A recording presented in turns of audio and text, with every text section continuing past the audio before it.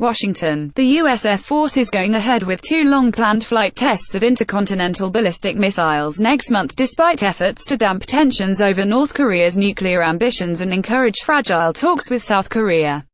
Test launches of American missiles, without the nuclear warheads they can deliver, would be unlikely to cause much of a stir under regular circumstances.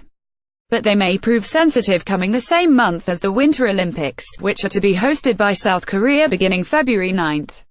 North Korea has agreed to send its athletes, and the U.S. has postponed joint military exercises with South Korea that normally would begin next month. There are two launches currently scheduled for February that have been scheduled for 3 to 5 years to test the reliability and accuracy of the Minuteman III missiles, according to Captain Anastasia Schmidt, a spokeswoman for the Air Force Global Strike Command, which manages ICBMs and long-range bombers. Schmidt said the potential range of dates for tests are typically not released this far in advance.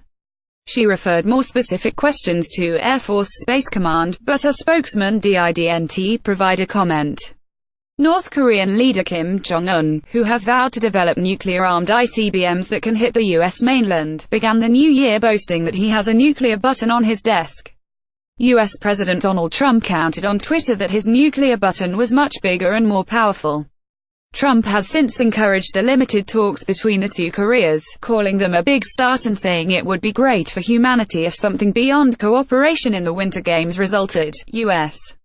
ICBM tests would be an irritant and a propaganda opportunity for North Korea, but by themselves they should not derail talks or the prospects for reducing tensions, said Joseph Cirinchone, president of the San Francisco-based Plowshares Fund, which seeks to reduce nuclear weapon stockpiles.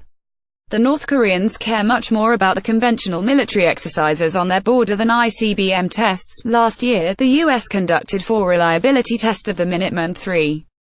In the most recent one, on August 2, a missile carrying a telemetry package used for operational testing traveled about 6,800 kilometers (4,200 miles) from Vandenberg Air Force Base in California to the Kwajalein Atoll in the Marshall Islands, the Air Force Space Command said in a statement.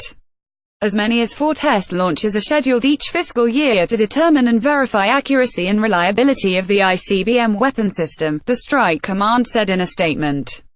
The Air Force confirmed Thursday that it has deployed 3 B-2 stealth bombers to Guam. Lieutenant Gen. Kenneth McKenzie Jr., staff director for the Joint Chiefs, told reporters at the Pentagon that you would be wrong to view the bomber deployment within the single lens of what it means to the Korean Peninsula. It affects allies across the Pacific. Still, the Pentagon's moves send a signal that, even amid efforts to dial back tensions, the U.S. remains ready to fight tonight if necessary, Pentagon spokeswoman Dana White said Thursday, invoking a slogan of American forces in South Korea.